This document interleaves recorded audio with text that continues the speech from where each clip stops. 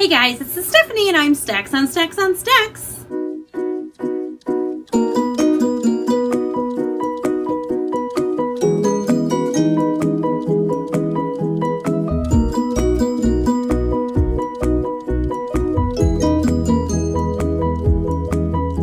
Today I'm coming to you guys with my worst reads of 2018. I have 12 books I'm going to be talking about today, and the standard disclaimer of, I am so sorry if this is one of your favorite books. It just did not tickle my fancy. You are more than welcome to love it, and I am more than welcome to not love it. And there you go. Welcome to Adulting 101. I did wear my happy pink shirt today just to kind of counter all the negativity. And I will be honest with you guys, I actually don't love filming this video and the disappointing read ones because I get the most negative comments on it. Some people are just like, how can you hate this book? It's one of my favorite books. How dare you? And I'm like, I just didn't like it. You are totally welcome to like it. More power to you. It just wasn't my thing. And honestly, filming it and saying all these negative things just leaves me in such a mood. I'm sure my husband doesn't appreciate it. So I'm going to kind of keep it brief and just trust me when I say I didn't like the book. I didn't like the book. And there's a reason. I just didn't like the book. Also, I don't own most of these books. Out of the 12, I own 3. And so I'm not even going to bother putting the picture up either because I don't really need pictures of books I don't like. First one we're going to start with is The Zookeeper's Wife by Diane Ackerman. I hated this book. It was terrible. This is supposed to be like a World War II, I thought it was World War II fiction. It is not World War II fiction book that takes place in Warsaw, I believe. Basically, the zookeeper's wife is hiding people in empty zoo stalls and hiding people from the Nazis. Great story, poorly written, badly told, did not enjoy. The biggest problem with this book was the pacing. They had all these little footnotes that were like, and the ostriches were no longer in their cages. Now these ostriches were actually from like Africa, but not Northern Africa, Southern Africa, about 200 years ago when the ostriches were living in Southern Africa, but they've now gone to Northern Africa, blah, blah, blah, blah, blah, blah, blah, blah, blah, blah. I was like, oh my goodness, I could care less about the dumb ostrich. What about the person that's dying in the ostrich cage? Come on, guys. And it just was so like, oh, I'm going to go over here and now over here. What about this over here? Like, it was bad. It was like somebody with no sleep and ADHD was trying to write a book. It was all over the place. Did not enjoy. Hope you did. The next one I'm going to talk about is The Readers of Broken Wheel Recommend. I don't remember who wrote this. I got rid of this book. I did own it. It was supposed to be a really cute book about a woman from Sweden who comes to Iowa, which I'm not from Iowa, but it's right next door. She has inherited a bookshop, and so she's supposed to be like revamping this bookshop in this tiny town and getting people to read books and things like that. But that is not what this is about. This is a poorly written romance that feels like a 1988 romance in the middle of nowhere, and it has no plot and it has no driving force and nothing. And the whole point is for these two people to get together who you know they're going to get together because there's zero other point in anything in the book. It was terrible. I also very much did not enjoy 1984 by George Orwell. And I even finished this book because I thought, people love this book. People are like, it's a classic. It's so good. This is such a great book. So I finished it because I was like, maybe everybody blows up at the end and that's the happy ending. No, they don't. They just go on living their pathetic, miserable little lives. And the whole book is pathetic and miserable. And I actually had a copy and I got rid of it. And then I got this copy and a book box. So much disappointment. This book is about an oppressive society, so like the man is always watching you and you can't smile and you can't have individual thought and you can't even talk all that long. They have to do double speak and all this dumb crap. And then this guy's like, oh, I like this girl, so I'm going to sleep with her in secret because you can't have happiness in this controlling world. And all I think is, dude, seriously, people go for this? People are not going to go for this. This is not going to work. People like being individual. People like having free choice. You take away their choice, they're going to leave. They're going to be like, I'm out, suckers. I want to choose my own life. I'm not staying. And I don't blame them. I would be with them, packing up. I'd be like, I'm not doing this. This poop in a book. It was terrible. It was so depressing. So was the writing good? I guess, I don't know. I was so bogged down by the depressing story of how there is no way out. There is nothing good. Nothing's ever going to change. Depressed. Put it out. It was horrible. And I was like, bleh. I was in such a mood afterwards too. Such a mood. Did not like.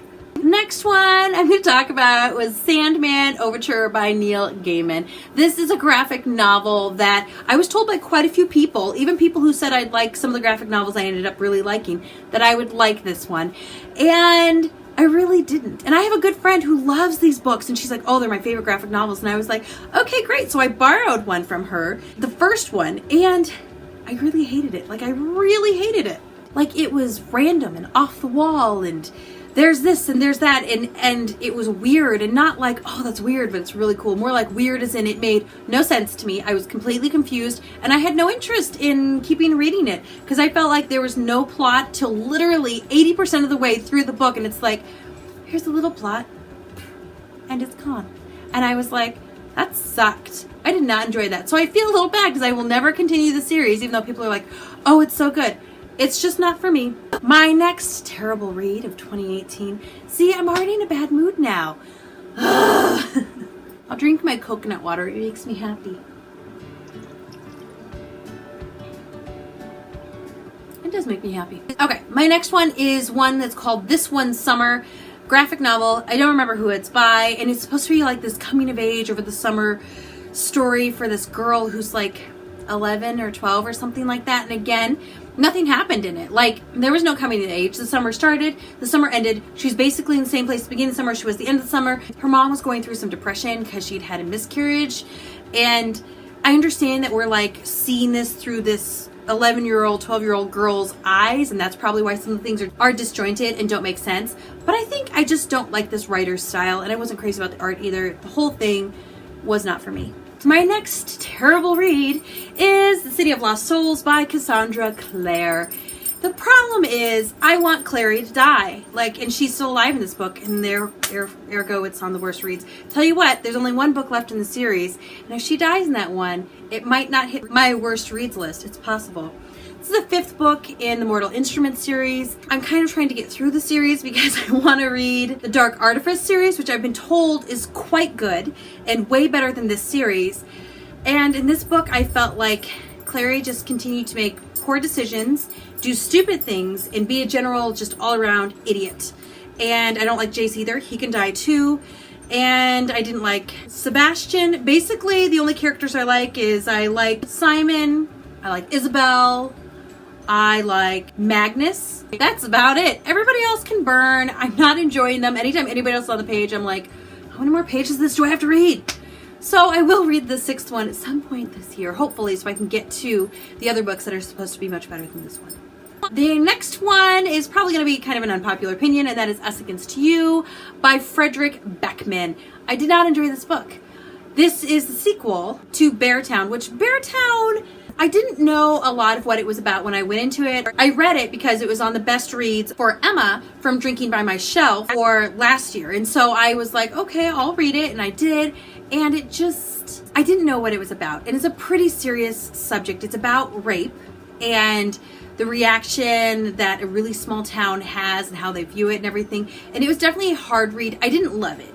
And I was expecting to love it, and I didn't love it, but I didn't hate it. However, this is the sequel, and the reason I think I really hated this book was because the end of Beartown, they wrap everything up in a nice, neat bow, and that's basically what this book is about. Like, they rehash everything, and nothing changes. Everything in that last, 2 pages of Beartown is what they wrote this entire book about, and I was like, no. You can't write a whole book to expand on 2 pages. I knew everything that was going to happen because they already wrapped it up. I knew exactly what was going on, and everything was predictable, and nothing new was said, done, or dealt with, or anything. It was just literally, let's take 2 pages and let's make $1 million in another book. I don't know if books make $1 million. I hope not, because this one was an especially spicy pile of crap. The next one I'm going to talk about is Sheets. Again, graphic novel. Don't know what this one's about. Not even going to put a picture up because I didn't like it. This was referred by Jessie the Reader, and I think this is one I read during the Get Graphic with It readathon. This book basically is about a girl who lost her mom. Her dad owns a dry cleaning shop and laundromat, I think. And there's a guy in the town who's kind of crappy, and he wants to take over the laundromat. So he's doing crappy things to make sure they can take over the laundromat. And then there's this ghost who puts a sheet on and is a ghost, and there's really not a lot of plot. There's really not a lot of character development, and the characters in it aren't even that likable. and it really wasn't interesting. It was supposed to be great, and I was like, this is terrible. Like, it's truly terrible. So, from me. The next one that I did have to put in my worst reads is The Illusionist's Apprentice by Christie Cameron. Now, this is the first Christie Cameron I have read. I was told that I would like her. I was told she writes kind of historical fiction books that with really good settings and everything like that. And that's the kicker. It did have a good setting. The whole point of this one is this girl was Houdini's assistant, and after he dies, she's still trying to kind of make a name for herself, and then there's murder and she has to come in and help and things like that. And I feel like the setup of the book was actually pretty good. Like the first third, I was like, this is pretty good. And then the next third, I was like, this is becoming mediocre. And then the last like fifth of the book, they just peed the whole thing down their legs and they undid everything. This whole book, she's a strong woman. And you know what? I don't need a man. I'm strong enough to do this by myself. And she's a little prideful. She doesn't want to ask for help, but at the same time, she knows when she needs to ask for help. Except at the very end when she's just like, oh, I can't do it. I need a big, strong man to come and save me. Save me. Save me. And a big, strong man comes and saves her. And he does all this stuff the whole book. And then she quits her job so she can be a wife and a mother. And this is what I need to do. This is what I've been waiting for my whole life. There is nothing wrong with somebody wanting to be a wife and a mother. Nothing. But that is not the character from the beginning of the book. And there was at no point in the book where she was like, well, secretly I'd like to be a wife and mother, but there's just not that guy. I haven't met him yet. No. The whole book, she's like, I want to be independent. I don't want to be tied down. I want to make this business work and make this theater thrive. No. We just did the big switcheroo and switched characters out. So I think it was poor writing. I am willing to give this author another chance, but if that book sucks too, I guess we're just done. The next one I have is Seafire by a person. I got this in a book box and everybody was talking about it on BookTube. They're like, oh my goodness, this is so good. It's so good. It's like female pirates. So good. It was so not even mediocre, just bad. Female pirates who can do everything. I can do anything you can do. I can do it all. I don't even need you guys. And then they make these stupid decisions that get themselves into trouble and they magically get out. And of course there's going to be an incredibly predictable romance. And of course he's the exception to the rule because this is a man-hating boat. And the plot was non-existent and the characters were so static and predictable. I was like, I did finish the book, but I was like, really? This is what BookTube is shouting about? Okay, bye guys. Did not enjoy. Next one I didn't enjoy, and this also will not be a popular opinion, is Jane Eyre. Get another white cover. I need to get a different one out here. By Charlotte Bronte. It's a beautiful cover. I'm not gonna lie. I just really didn't like the book. I said in my review, and I stand by that statement, that each page could be summed up in a sentence, and maybe I would have enjoyed the book more then. It was a lot of blah, blah, blah, blah, blah, blah, blah, blah, blah. British blah, more British blah, and blah, blah, blah, blah, blah, blah, blah, blah. And I was like, oh my goodness. This is like nauseatingly terrible. Like I was so tired just reading this book. And then I decided to listen to it because I made it through 2 chapters and I was like, I'm just going to listen to it. So I listened to it and it was still terrible. And I listened to it at 2.0 speed and it was still terrible. And I could even understand them and it was still terrible. The only reason I read it is because I wanted to read My Plain Jane, which is a play on it. And I thought, well, I'm not going to understand it if I don't read this one first, which is true. I would not have understood all of the humor and how great My Plain Jane was if I didn't read Jane Eyre first. But it was a torturous journey to get through this book. Jane is a doormat to every person that meets her. Go get me something to drink. Okay. You're a woman and you're stupid. I'm a woman and I'm stupid. You're a useless pile of poo. I'm a useless pile of poo. I was so over it. I was just like, you've got to be kidding me. Like, maybe that is how women like thought back then and it's a period piece and I can kind of understand that, but why are people today so darn crazy about a book that not only like belittles and puts down women, but she just looks like a stinking idiot. She doesn't have any original thought or any gumption or anything. She just sits there and waits for things to happen to her. I'm gonna run away and run over here and I'm gonna go sit in this cottage and just sit here while this man tells me that he wants to marry me, but I'm still not good enough to go with him on missions overseas. And I don't know what I'm gonna do and I'm gonna wait here and sit and wait and sit and do nothing. Oh, I did not enjoy this book. And I also didn't like Mr. Rochester, more like Mr. Deucechester. He was terrible. You are stupid. You are worthless. But I love you and you're so special to me. You mean the world to me. Oh, that Jane, she means nothing to me. She's so homely and horrible. Blech. no, really, Jane, I do love you. If I could marry anybody, I'd marry you, but you're poor and worthless, and I just can't marry that. That's what the whole book was. On one page, he loves her, and then on the next page, she's a worthless turd, and I'm like, outside of the fact that you're stinking bipolar, you're also a terrible person. Congratulations. You're a piece of duty. Didn't like the book. Didn't like the characters. Didn't like the story. Didn't like the book. Didn't like it. So sorry if it's your favorite. I don't understand why. Why don't you explain that to me in the comments about why Jane Eyre is so great, because I just don't get it. And possibly my most disappointing read of the year would have to be Zenith by Sasha Alsberg and Lindsay Cummings. Now, I was considering reading this one. I wasn't sold on it. I'd read Lindsay Cummings before, so I was like, okay, she's a good writer. This should be good. Sasha's a new writer. She's a booktuber. And then I got it in a book box and I was like, well, I have it. I might as well read it. So I read it and it was just not good. There was a lot of inconsistencies in the writing. I'm guessing that the authors like alternated chapters, and one wrote one and then the other would write one. And then one would write one and the other would write one, because the book itself was like, some chapters were like, actually, this is pretty good. And others, it was like, who's writing this? This is terrible. Like when people were talking in the books, the dialogue was so predictable and juvenile. It was honestly like a conversation I would have had. No, I wouldn't have had a conversation like that. A conversation I would have overheard when I was 15 years old in the halls of my high school. That's what the dialogue was like. It was like dumb little, no, I don't need you. I'm better than that.